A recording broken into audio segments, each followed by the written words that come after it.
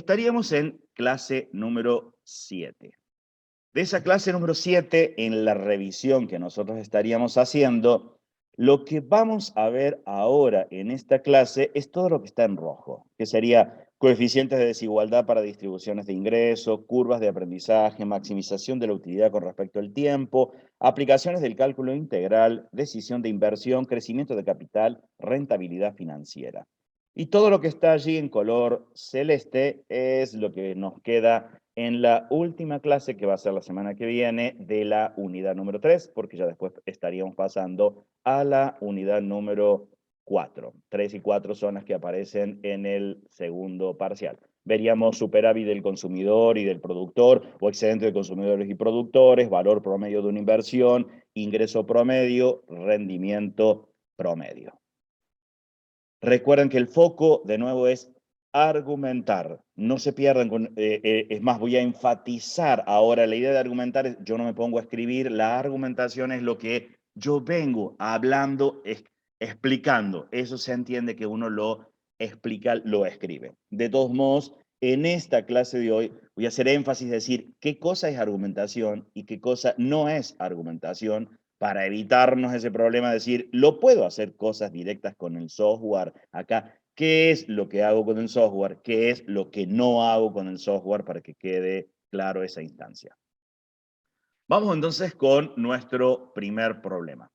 Este primer problema tiene el siguiente enunciado. Nos dice, consideremos que los ingresos de un país se distribuyen porcentualmente en la población de acuerdo con los valores contemplados en la siguiente tabla, y me dan una tabla donde me dice, bueno, mira, el 10% de la población recibe el 5% de los ingresos totales del país, el 40% de la población está recibiendo el 17,5% en porcentaje de los ingresos del país, el 80% está recibiendo el 65% del país.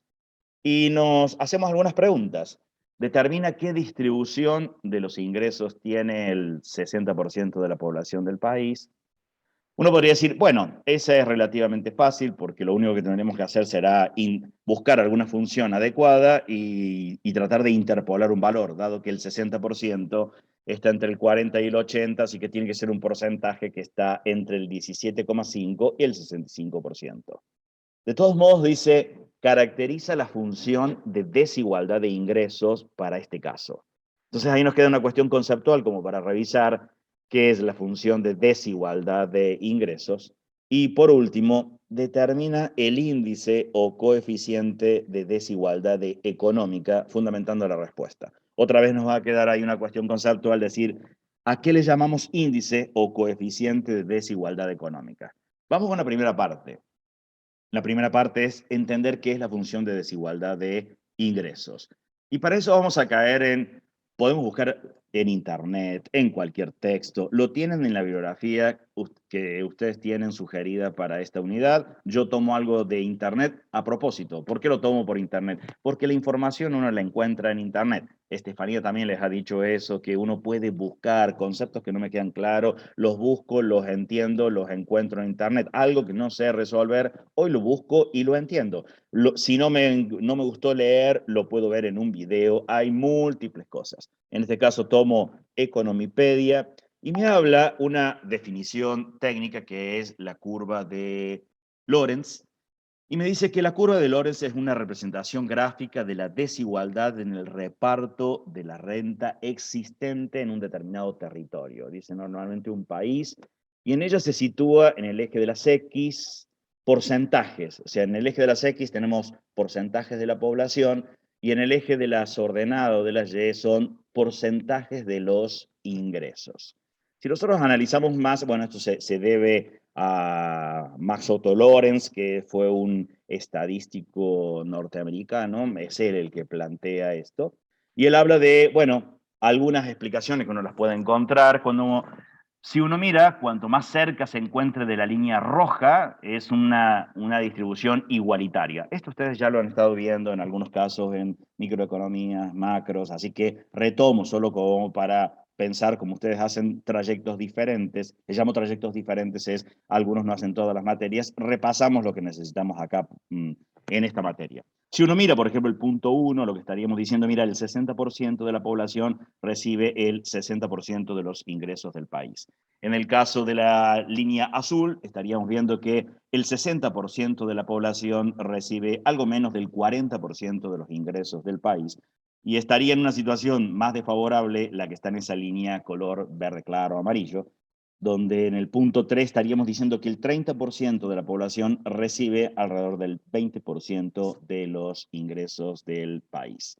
En particular, uno puede ver cosas, explicaciones, como decir, por ejemplo, cuanto mayor sea el área que queda entre la citada recta y la curva, o sea, entre la recta roja y la curva, mayor será la desigualdad existente. En este caso en particular, uno puede decir, bueno, si yo miro cuál es la que está más desfavorable, sería la que está en la línea verde o en la línea azul. Entonces ya tenemos una componente teórica, como para entender. Ya sabemos entonces la curva de Lorenz, una curva de desigualdad, en este caso es, bueno, la tengo que estar viendo entre un intervalo dominio, si lo quiero ver de la función, de 0 a 1, y lo mismo que la imagen me va a quedar de 0 a 1. Así que nos vamos con nuestro problema. Este era nuestro problema. Vamos entonces a intentar hacer un ajuste y caracterizar esa función de desigualdad no es nada más que la curva de Lorenz. Abrimos GeoGebra, podríamos quedar con una función de esta naturaleza, y entonces con la función de esta naturaleza, supongamos que esta es la función que tengo, la función de Lorenz, y podríamos mirar qué es lo que ocurre con el 60%, y diríamos, bueno, mira, el 60% se le distribuye el 37,5% de los ingresos del país. Con eso estaríamos resolviendo lo que nos estaba pidiendo el problema. Ahora, podríamos mirar algunas cosas más. Nos está quedando, determina el índice o coeficiente de desigualdad económica, fundamentando la respuesta. Veamos una cuestión teórica básica. ¿Qué es el índice o coeficiente de desigualdad económica? Buscamos de nuevo Economipedia. Ese índice se conoce con el nombre de índice de Gini, y en realidad es ese índice de Gini o coeficiente de Gini, es una medida económica que sirve para calcular la desigualdad de ingresos que existe entre los ciudadanos de un territorio, normalmente de un país. Y uno puede encontrar imágenes para los diferentes años y los países están catalogados con estos índices.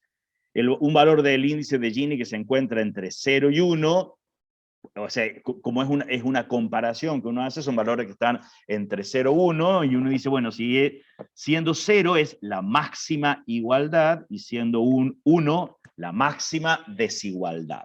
Uno dice, pero ¿cómo se está calculando? Está relacionado con la curva de Lorenz, y lo que mide es qué tanto se alejó de esa curva de Lorenz. Entonces, veamos más detalles técnicos. Si tenemos la curva de Lorenz, y tenemos la recta y igual a x, y quiero ver ese coeficiente, básicamente lo que vamos a hacer es un cálculo. Es el área que está entre la curva de Lorenz y la recta igual a x, o sea, el área que tengo acá, y la comparo con el área que tengo bajo la recta igual a x. Un detalle que uno tiene que estar pensando. Cada vez que hacemos cuentas en ciencias económicas de relaciones, son relaciones de porcentajes, son comparaciones. Si yo quiero calcular una razón de endeudamiento de una empresa y voy a colocar pasivo lo divido contra activo, bueno, me da 0,48. ¿Y qué significa? Y el 48% es el pasivo del activo. Son relaciones. Entonces, eso es importante que se lo lleven como número siempre. Cada vez que divido dos cantidades, lo que obtengo es una comparación y la puedo convertir en porcentaje. Entonces, la relación es, ¿qué porcentaje es esta área que me quedaría acá, esta cuña, por así decir, con el área que tengo por debajo de la curva y igual a x? Pero la y igual a x, acá me queda, se ve como rectángulo, pero termina siendo, si lo miro, es un cuadrado de longitud 1 la base, longitud 1 la altura, y bueno, el área de eso sería 1, la mitad de eso sería 0,5 o un medio. Entonces, eso es lo que nosotros estaríamos buscando, esa área, y la queremos comparar con esa que es de color celeste, que es un medio, 0,5. Dividir por 0,5 alguna expresión es equivalente a multiplicarla por 2. Es una cuestión que si ustedes lo miran, al hacer una división por un medio, me queda multiplicado por 2. Si yo estoy haciendo 2 dividido 0,5, no me queda un número más chico, me queda 4. Sencillamente lo estoy duplicando. Entonces, este índice se calcula, el índice de Gini, básicamente se calcula así. El doble del área que está comprendida entre la recta igual a x y la curva de Lorentz. Esto se debe a Corrado Gini, si uno le quiere colocar el nombre, que fue un italiano estadístico y economista también, que es el que plantea este cálculo y hoy en día se usa en el área de economía para analizar esta desigualdad en los repartos. Nos pasamos a nuestro problema. O sea, quiero calcular el índice de Gini. Será el doble del área que está comprendida entre la recta igual a x y la curva de Lorentz. Esta es el cálculo que nosotros tenemos. Básicamente es una lineal, le resto una polinómica de grado 2, me va a quedar una polinómica de grado 2. Y ahora esto es cuestión de, ¿y cómo que resuelvo? Y bueno, pero ya tengo formas de resolverlo. Tengo que calcular una integral indefinida primero, y después uno dice definida porque está definida entre el límite inferior, que es 0, y límite superior, un 1. Y esto es una polinómica que es rápida de encontrar. Lo que hago ya tengo hasta una técnica. Sumamos un 1 al exponente y dividimos al coeficiente principal por ese valor. O sea, básicamente hacemos esto. Entonces, esto tendríamos nuestra integral indefinida. El coeficiente lo voy a dividir por 3, por x al cubo, me va a pasar lo mismo acá, tengo el coeficiente, lo voy a dividir por 2, por x al cuadrado, entre 0 y 1, de allí se me convierte integral definida, y en nuestro caso es, como quedaron positivas ambas, calcula un área.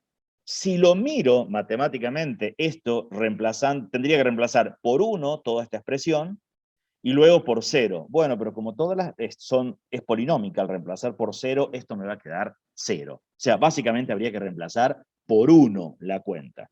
La cuenta la hago como quiero, la hago con calculadora, con Excel, con GeoGebra. Yo, por ejemplo, en este caso ahí la cargué con GeoGebra, 516. No me dice nada en este caso 516, me conviene llevarlo a decimal, 0,3125. Y entonces lo puedo corroborar con GeoGebra, sí, le puedo calcular integral entre curva, integral entre, por ejemplo, que es lo que ustedes estuvieron trabajando ya en algunos de los prácticos, y colocan entre las curvas. En este caso da 0,1563, claro, porque ese es el área entre las curvas. Y lo que estaría ocurriendo es que uno lo tiene que calcular, es el doble de eso, o dividirlo por 0,5, que es el área que me habría quedado por debajo de la recta y igual a x. Eso que estamos haciendo con GeoGebra no sería el argumento. Eso es una comprobación de que las cuentas están bien. Esto que estuve haciendo acá, sí viene toda la argumentación, porque uno está diciendo, bueno, ¿qué es lo que hago? ¿Qué uso? Técnicas de integración, integral definida, cálculos de áreas y demás. Me quedaría colocar cuál es la respuesta, y si uno la quiere ver en este contexto, uno dice 0,3125. ¿Es mucho? ¿Es poco? Y bueno, a lo mejor me queda cómodo mirar lo que pasa a nivel mundial, y entonces uno dice, mira, ¿cuáles son los países que están entre 0,30 y 0,34? Porque justo me quedo acá 0,3125. Bueno, tengo Canadá, tengo algunos lugares más y uno ve, es más, tengo partes de Europa. Entonces me dice, bueno, no es tanta la desigualdad que estaría ocurriendo en este caso hipotético que estamos resolviendo. Nos vamos al problema 2. 5 problemas vamos a hacer en total. No vamos a usar tanto GeoGebra en los siguientes, sino que más bien están los desarrollos, la cuestión de argumentos. La GeoGebra va a ser la búsqueda, la cuestión de corroborar resultados. Por ejemplo, acá nos dice, una planta dedicada al ensamblado de televisores Smart determina que la curva de aprendizaje responde al modelo registrado en la siguiente tabla. Y me da unos determinados valores. Me dicen, bueno, mira, para 200 televisores, el tiempo en horas hombre por televisor puesto es casi 7 horas. Me voy a ir al extremo. En cambio, cuando ya realizaron 1000 televisores, el tiempo que le pusieron para realizar, estamos pensando acumulados, ya le están poniendo en promedio el orden de 5 horas aproximadamente. Y nos están preguntando, determina el número total de horas hombre que se requiere para el ensamblado de 2000 televisores más a partir de los 1000 que ya terminaron. Y fundamenta tu respuesta. Vemos una cuestión teórica que está de fondo, porque me habla de curva de aprendizaje. De nuevo, podría caer a internet y buscamos información sobre curvas de aprendizajes. Busco en un sitio particular, hay muchos al respecto. Tomé este. Dice la curva de aprendizaje, que no debe confundirse con la curva de experiencia. Ya la vemos cuál sería la curva de experiencia. Es una representación gráfica del fenómeno explicado por Theodore Wright, y dice dónde, en factores que afectan al costo de los aviones desde el año 1936. Dice que se refiere al efecto, él en particular cuando lo hizo, el aprendizaje que tenía en la productividad del trabajo en la industria aeronáutica, que se traduce en una relación entre número acumulado de unidades producidas, en este caso en nuestro problema son televisores, con el tiempo medio, o sea, cuántas horas hombre necesito para hacer ese trabajo, o también como, porque está en una estructura en español, dice coste, si no es costo de mano de obra por unidad. Lo puedo ver de las dos formas. O sea, básicamente es una curva que es decreciente. Me relaciona entonces, en este caso, miren que en el eje de las ordenadas tendríamos el tiempo medio unitario con el volumen de producción acumulado. O en lugar de tiempo medio unitario también podría ser costo de mano de obra por unidad, por ejemplo, y debo tener una curva decreciente. Esa sería la curva de aprendizaje, mientras que la curva de experiencia se parece, pero veamos el detalle que aparece también aquí. Dice, la curva de experiencia es una forma de curva de aprendizaje que hace uso de más información para poder evaluar correctamente el estado de una situación dada. Fue descrito por primera vez allá en el año 1960 por Henderson, y es una curva de experiencia que se utiliza para examinar la relación entre los costos de producción y el volumen de producción. Entonces, esto es como para tener detalles nada más, como para llevarse información. Entonces nos vamos a nuestro problema. Tendríamos que intentar hacer un ajuste de curvas. Me voy otra vez a GeoGebra, vamos con una hoja de cálculo, y lo que tendríamos es, bueno, vamos a colocar acá cantidades, podríamos colocar los rótulos, como para mirar acá, acá vamos a tener cantidades, o sea, o cantidad versus el tiempo, acá estamos pensando que son horas hombres por televisor producido. Bueno, tenemos 200, 400, 600, 800, 1000, y acá tenemos el tiempo es 6.93, 6.03, 6.03, 5.56, 5.25, 5.02. Bueno, ahora ampliamos acá GeoGebra. Lo que tenemos que hacer ya lo vienen haciendo de las primeras unidades, creamos nuestra lista de puntos, tratamos de ver qué buscamos acá, entonces acá tendríamos que llegar a ver 1000 porque son la cantidad de televisores.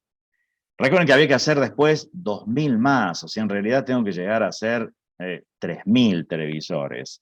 Y tendríamos que hacer un ajuste adecuado de esto. Vamos a quitar acá a los puntos, vamos a quitar las etiquetas y hacer un ajuste. Yo no podría probar. A ver, miremos.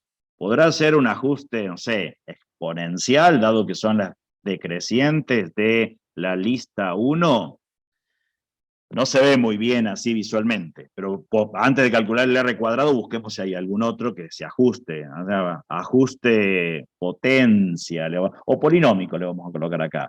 Ajuste polinómico de la lista 1 y le ponemos así un grado 2. El grado 2 sería horrible. ¿Por qué el grado 2 sería horrible? Porque tiene que ser una curva decreciente, no podría ser. A ver, ¿será grado 3? Está bien, decrece, pero imposible.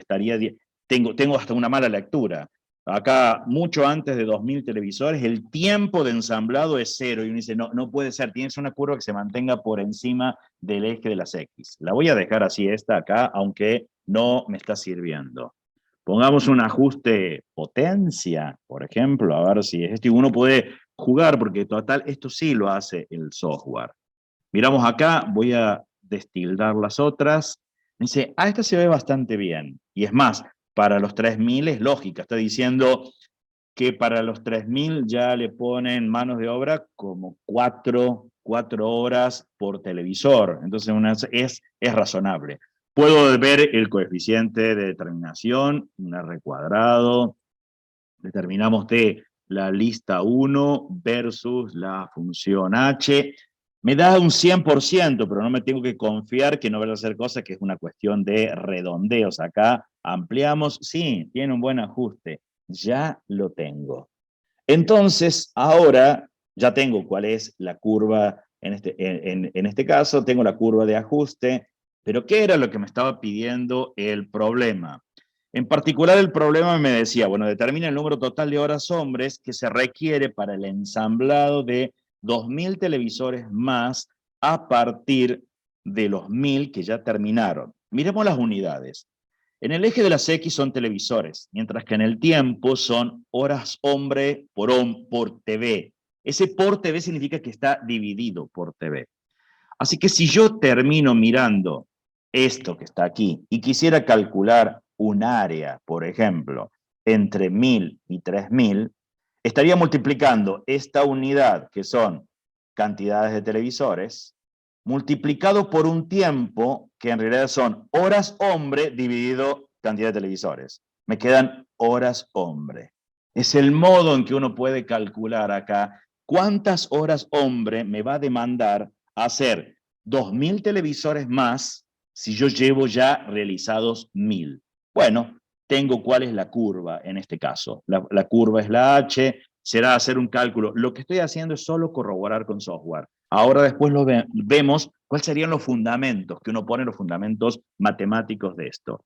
Esto será una integral de una función, voy a elegir esto, de la función. ¿Cuál es la función que yo estoy queriendo usar? Es la función h, ¿entre qué valores? Entre el 1000 y me voy al 3000. Tiro, me da un valor.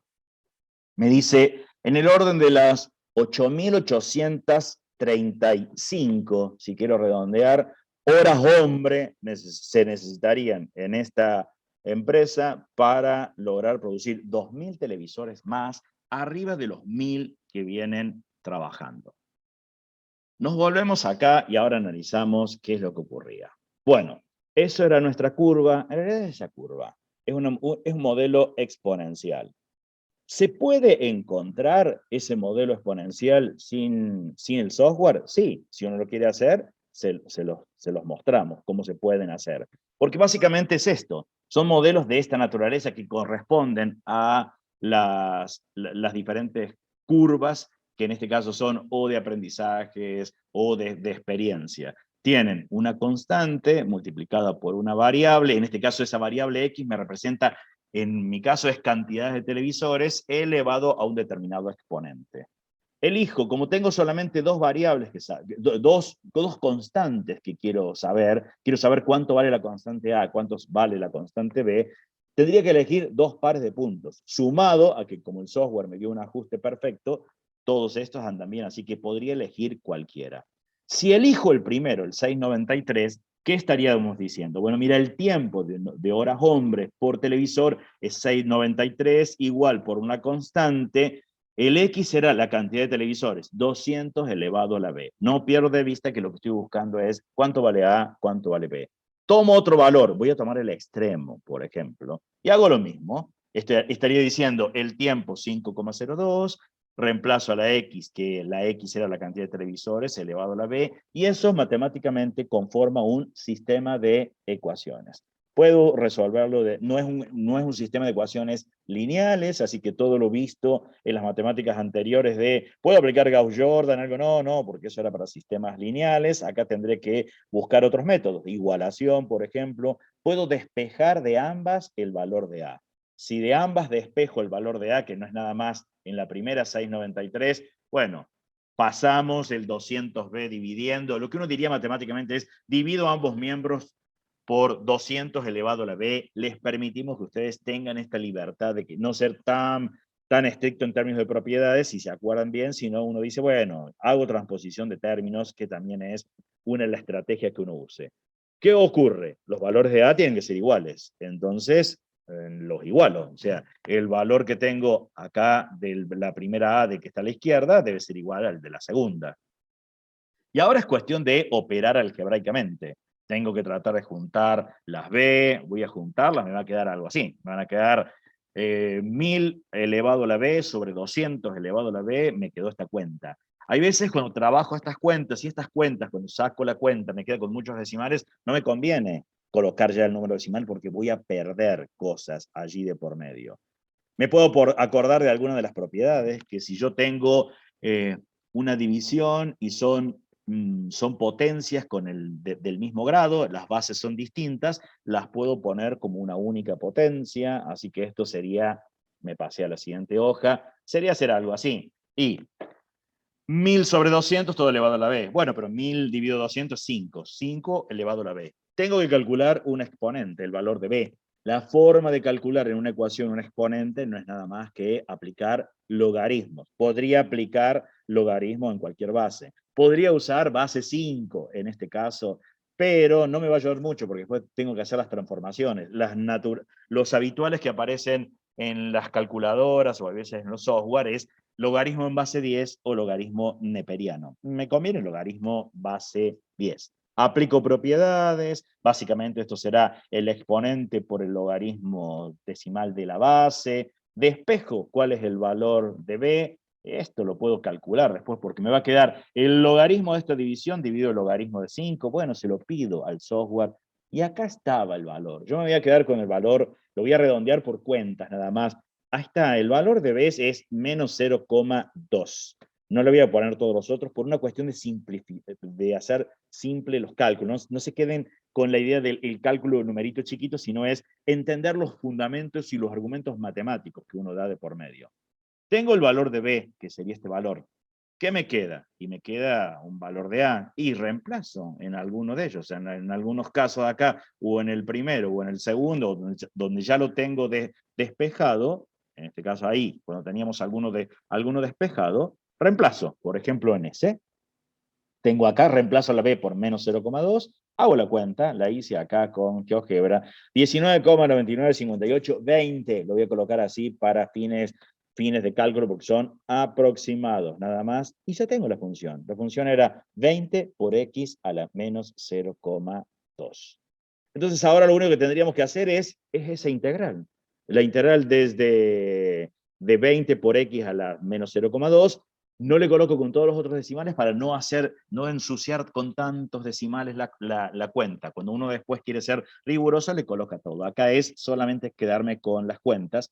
Calculo una integral definida en este caso, y entonces es fácil resolverlo porque es una potencia, así que sumo 1 al exponente, divido por lo que me quedó en el exponente, eso lo hago entre 1000 entre 100, perdón, entre 1000 y 3000, saco las cuentas. Si hago algunas simplificaciones allí de número, básicamente es 25 por x a la 0,8, reemplazo.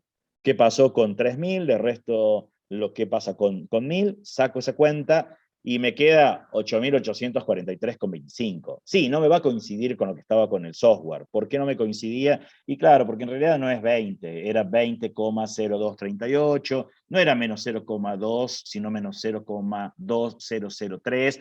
Lo que yo hice acá era para que no me quedaran tantos números puestos acá en pantalla, sino que siguieran el esquema. Lo que hago con el software es solo corroborar resultados nada más. Lo que tengo hacia la izquierda sería todos los argumentos y la fundamentación de por qué llegué a ese resultado. Vamos al problema número 3, de los 5 que tenemos. Nos dice las tasas de costo e ingreso marginal de cierta operación minera están dadas por, me dicen cuál es el costo marginal, me dicen cuál es el ingreso marginal, donde el costo marginal y el ingreso marginal se miden en millones de dólares por año. Y entre las preguntas que nos podemos hacer sería, determina cuánto tiempo deberá prolongarse la operación y encuentra la utilidad total que puede obtenerse durante este periodo, fundamenta la respuesta. Ya hicimos un problema parecido en la clase pasada. Así que acá no me voy a ir a GeoGebra, sino que me voy a quedar con la cuestión de argumentos, las explicaciones, más que el trabajo con software.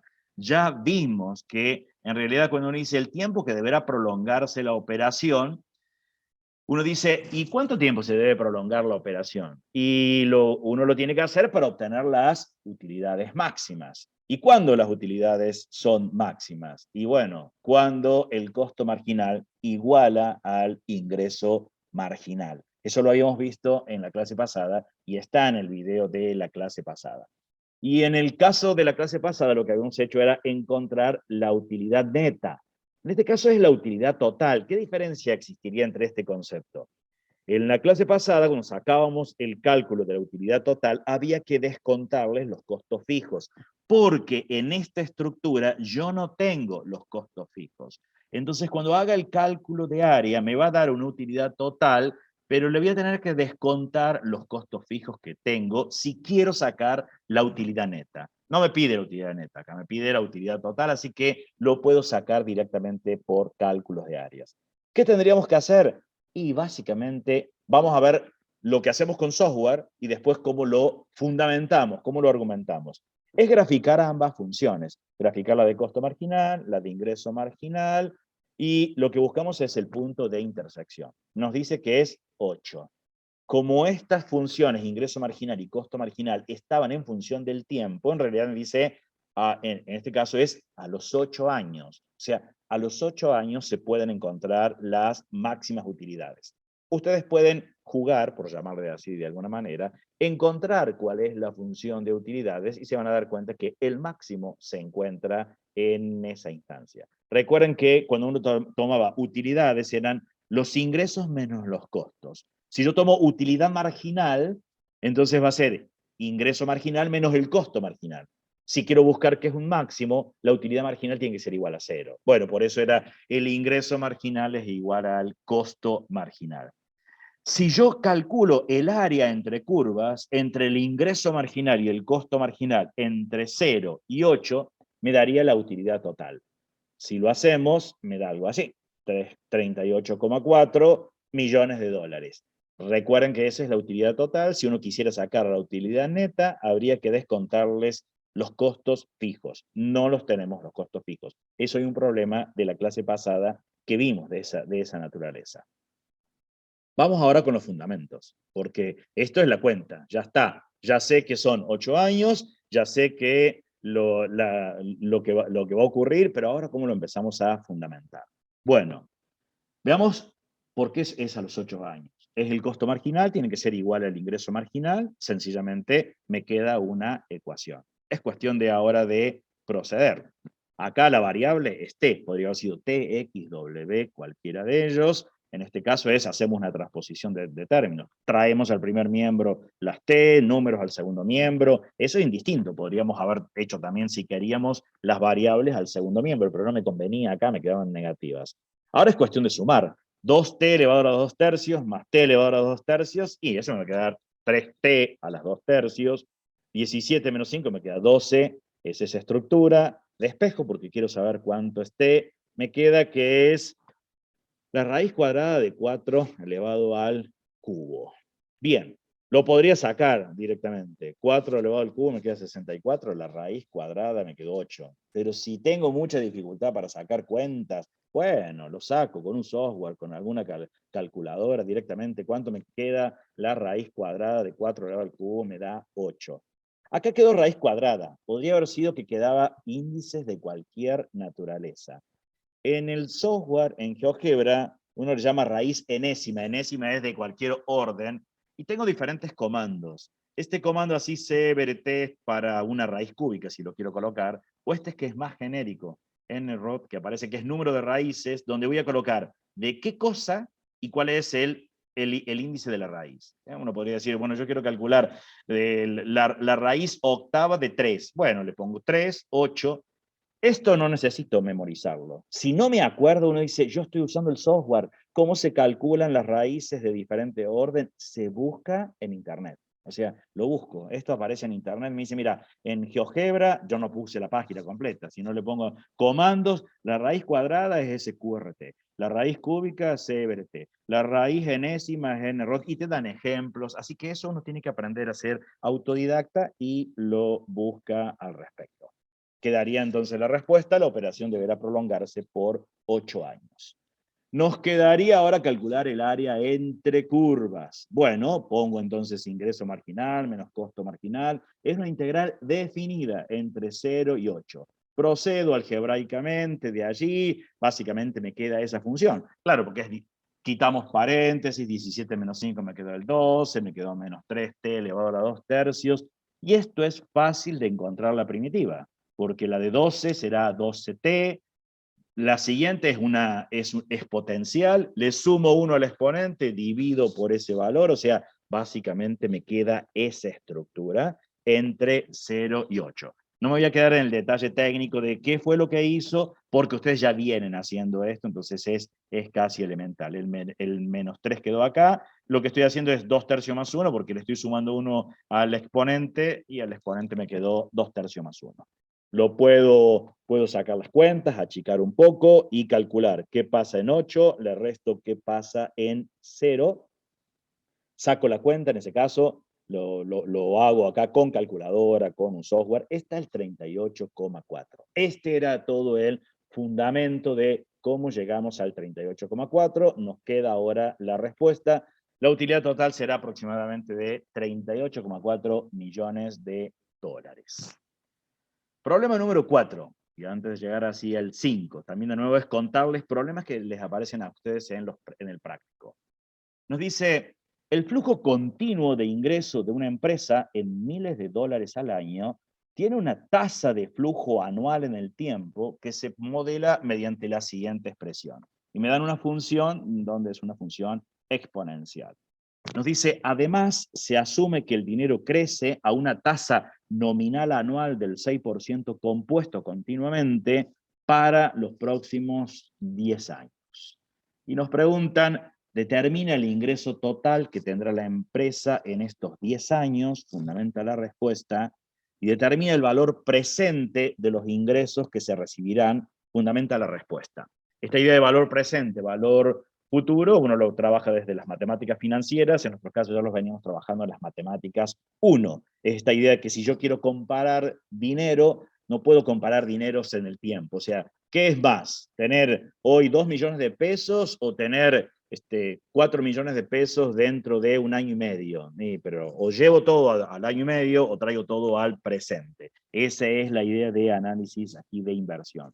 De todos modos, aparece un nuevo concepto ahí que es la idea de qué son flujos continuos de ingresos. Y esta idea, entonces, nos vamos a una cuestión teórica, que es, por un lado, es valor presente de un flujo continuo de ingreso. Si uno lo busca la información, hay muchos sitios en internet donde aparece, nos dice, bueno, tengo una función que depende del tiempo, es la tasa de flujo continuo de ingreso. La idea de tasa de flujo continuo de ingreso básicamente es una derivada dentro de matemáticas. Cuando me hablan de tasas, son derivadas si me lo dieron como función.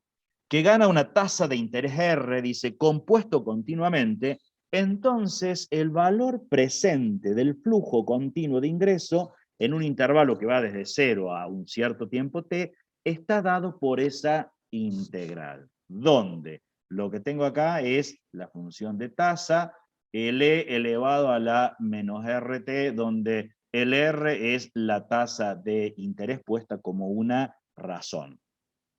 Detalles al margen allí. En teoría, el interés compuesto continuo, porque esto está usando una fórmula de matemática financiera, que es el cálculo de interés continuo. ¿Qué es ese interés compuesto continuo?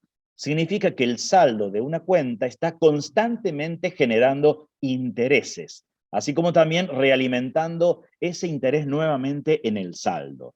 ¿Qué sería esto? Nosotros estamos acostumbrados a interés compuesto mensualmente. Uno dice, bueno, yo todos los meses puedo agarrar, renuevo un plazo fijo, entonces al renovarlo tengo ese capital o el valor que yo había colocado, más los intereses, que vuelven a generar intereses. La idea de interés compuesto continuo es que es de manera continua, me está generando interés de manera continua, o sea, ya no es en 30 días, sino ahora es día, no, en días no, en minutos, en segundos. Entonces uno dice, esto debe ser astronómico, ¿cómo se va? No, no es tan así. Esto es como comentarios hacia el margen. Si uno quiere comparar interés compuesto versus interés continuo para un mismo monto, aparecen cuentas así. Mira, ahí está a 55 periodos, por ejemplo, haber colocado unos, no me acuerdo qué es lo que he puesto unos 100.000 pesos, por ejemplo, a una tasa de interés, se ve así. La fórmula de interés continuo es la que está en rojo. Valor futuro igual al valor presente por E a la razón por tiempo. Es la que está en rojo. Y la del valor interés compuesto es la que está acá abajo. Valor futuro igual al valor presente por 1 más la razón elevado al tiempo. Se entiende que la razón y el tiempo, o sea, esa tasa de interés tiene que estar en la misma unidad. Si estamos hablando de años, la tasa tiene que ser anual. Si estamos hablando de periodos que son meses, la tasa tiene que ser mensual. Podría usarlo con otras letras, en lugar de valor futuro, monto, en lugar de valor presente, capital. Bueno, son diferentes letras. Un detalle que sí es importante para nuestra unidad. Si queremos graficar adecuadamente la función de interés compuesto, no podría ser una línea continua. ¿Por qué no podría ser una línea continua? Porque en realidad el dinero aparece mes a mes o periodo a periodo. Esto podrían ser años, meses, lo que tengo que estar acá abajo. Así que la representación adecuada sería así, la de interés compuesto. Solamente que uno, por una simplicidad, hace una línea continua. Esto lo pongo como antesala porque nuestra siguiente unidad casualmente son series. Y esa idea de series, nuestras representaciones van a ser un poco más meticulosas, mirar en detalle cómo hacemos estas gráficas cuando analizamos series de tiempos. En este caso, serie de tiempos sería dinero que tenemos en el banco en diferentes periodos, si lo puse a una capitalización compuesta, por ejemplo. Pero volvemos de nuevo entonces al problema. El problema entonces teníamos eso, determina el ingreso total que tendrá la empresa en estos años. Ya sabemos que es un cálculo de una integral, que hay fórmulas para calcularlo, así que me voy a la parte teórica. En realidad tengo la función, los 9.000 por E, es la función que me habían estado dando, entre 0 y 10, eran los datos del problema. ¿Cuáles son los fundamentos? Y bueno, ahora tengo que ver cómo hago esta integral. Bueno, le puedo llamar u a 0,2t. Hago derivadas de ambos miembros, entonces me va a quedar la derivada de u, diferencial de u igual a 0,12, diferencial de t. Despejo lo que es diferencial de t, es diferencial de u sobre 0,12. Estos son métodos que ustedes usaron en la unidad anterior, que es por sustitución. Entonces hago una sustitución adecuada y saco la integral. Eso es 75.000 por la integral de e a la u. Lo que estoy resolviendo ahí es una integral indefinida. Lo que yo quiero resolver allá es una integral definida. Entonces termino colocando, bueno, esta es mi función más una constante, si lo resuelvo como una integral indefinida. Pero para el cálculo de áreas, las constantes ya habíamos visto que no tenían sentido, porque cuando la reemplazo por el límite superior me queda una cuenta más la constante, le resto con el límite inferior, me queda esa cuenta menos la constante, entonces me desaparece, así que es tomar una de las infinitas primitivas que nosotros tenemos. Así que tendríamos que calcular esta integral indefinida, pero ahora la hacemos definida entre 0 y 10. Sacamos las cuentas, vemos, reemplazamos, podemos sacar la cuenta con el software o con la última cuenta, si bueno, ya la última no voy a estar sacando manual, 75.000 por e elevado a la 1,2 y ya tengo mi respuesta. La empresa tendrá un ingreso aproximado de unos 174 millones, bueno, pida el orden porque eso estaba dado en miles de dólares, y bueno, como yo tengo acá 174.008 miles de dólares, bueno, lo completamos, queda más elegante directamente hacer aproximado, porque acá como tomamos con 2 decimales, no sé cuáles son los otros, total es una estimación. Nos queda, para verificar, lo podríamos verificar como que es el área que está de esa función, esto es el chequeo que puedo ver, sí, era lo que me estaba dando, geométricamente lo puedo ver con GeoGebra cuál era el cálculo del área. Nos está quedando este, Determina el valor presente de los ingresos que se recibirán, fundamenta la respuesta. Bueno, el valor presente, me traigo el problema acá para no olvidarme. El valor presente en un periodo de 0 a t me estaba dado por esa tasa de flujo continuo por E elevado a la menos RT. Bien, ¿qué es ese menos R? Y acá estaba la tasa, es el 6% que está acá, así que es cuestión de hacer una sustitución de 0 a 10, acá está la función que me habían estado dando, que es el flujo anual, o sea, es el flujo anual en el tiempo, la tasa de interés menos 0,06, y ahora es cuestión de operar algebraicamente. ¿Qué hago con esto? Bueno, resuelvo, porque acá tengo potencias que tienen la misma base, los exponentes se suman, tengo E elevado a la 0,12t por E elevado a la menos 0,06t, y bueno, 0,12t menos 0,06t, y bueno, 0,06t, tendría que buscar cuál es la primitiva, encuentro cuál es la primitiva, integro entre 0 y 10, saco las cuentas, lo puedo verificar acá con el software, esta última cuenta, cuánto me da en 10 menos cuánto me daba en 0, saco la cuenta final y entonces termino dando la respuesta. Bueno, el valor presente de los ingresos de la empresa resultan aproximadamente, o sea, era traer todo ese dinero al presente con esa tasa, es del orden de los $123.317.820. Lo puedo verificar, eso lo puedo verificar también, este era el otro valor, porque es un cálculo de una integral definida, lo puedo verificar con GeoGebra. Yo hoy me dediqué más a la cuestión de argumentos, más que la cuestión de software, para no confundir qué cosa es lo que uno verifica con el software, qué cosa es un argumento. Y el último problema es, nos dice, una compañía debe decidir entre dos estrategias para explotar recursos naturales. La primera de ellas es invirtiendo 10 millones de dólares en maquinarias, la cual será capaz de producir una utilidad neta de 3 millones de dólares anuales. Miren, cuando dicen producir una utilidad neta de 3 millones anuales, de manera que el recurso durará 10 años, esa es una tasa que me está dando. Me está diciendo, todos los años es 3 millones, podría haber sido una fórmula que me da, que no necesariamente siempre es 3 millones todos los años.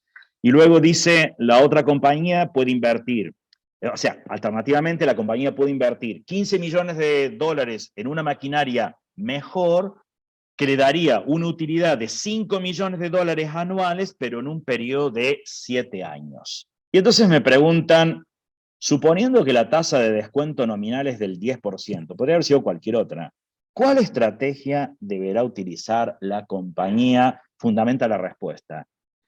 Es que no puedo comparar acá así en diferentes momentos. Uno me habla de 10 años, el otro a 7 años, inversiones iniciales que son diferentes. La única forma de compararlos es traerlos todos al valor presente.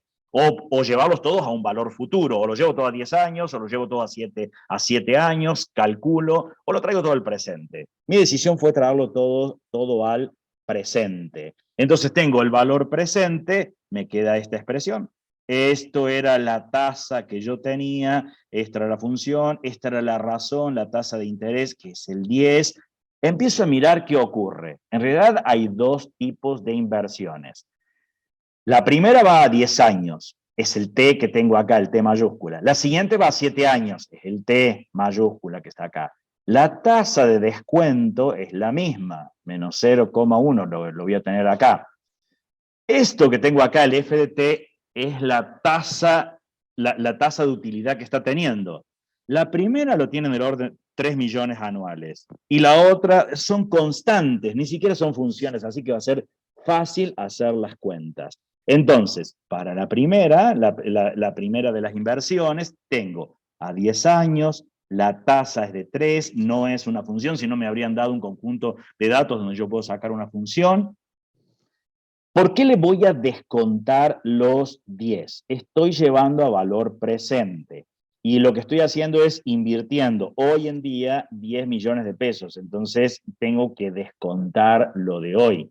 Miren que ese 10 está fuera del cálculo de la integral, porque el valor presente 1 total en realidad sería toda esta cuenta le voy a descontar a esa cuenta los 10 millones que estoy invirtiendo. Ahora es cuestión de encontrar, ya no me voy a detener en el detalle porque ya hicimos cuentas parecidas, entonces acá lo saco con software, pero acá precaución. El calcular la integral con el software solo es corroborar, no es el argumento. Los argumentos eran de la otra naturaleza, solo que acá me quiero quedar con la cuestión conceptual. Tendría que hacer la integral definida, es fácil en este caso, es una de las integrales que son inmediatas. Me daría que eso es el orden aproximado de 8,96 millones de dólares. La misma cuenta hacemos para la segunda, solamente que me cambian algunos números. Tengo 7 años, la utilidad, la tasa que tengo acá en este caso de crecimiento es de 5 millones anuales, entonces es 5, no es una función, es una constante. Acá me dice esto depende del tiempo, pero es una constante en particular. La tasa, el descuento nominal es el mismo, que es el 0,1, y le descuento fuera de la integral los 15 millones porque dice que hay que invertir 15 millones en comprar la máquina. Entonces sacamos la cuenta, en este caso, lo hago de nuevo con software, si no tendríamos que hacer toda la integral, de nuevo sigue el signo de precaución porque lo sacamos de manera directa, y esto me da el orden de 10,17 millones de dólares. Y lo que me preguntaba, ¿cuál estrategia debe utilizar la compañía? Y bueno, debe utilizar la segunda, no la primera, dado que tendría una mayor rentabilidad en el contexto que tiene el problema con las limitaciones que esto tiene. Hasta así llegamos con todo lo que vimos de la unidad número 3. Gracias ahí por la atención. Le dejo así un fuerte abrazo. Hay que jugar un truco, profe. A ver cómo se hace. Basta hablado, basta. Señora, una buena noche. Nos vemos el lunes. Bye, bye. Chau, chau.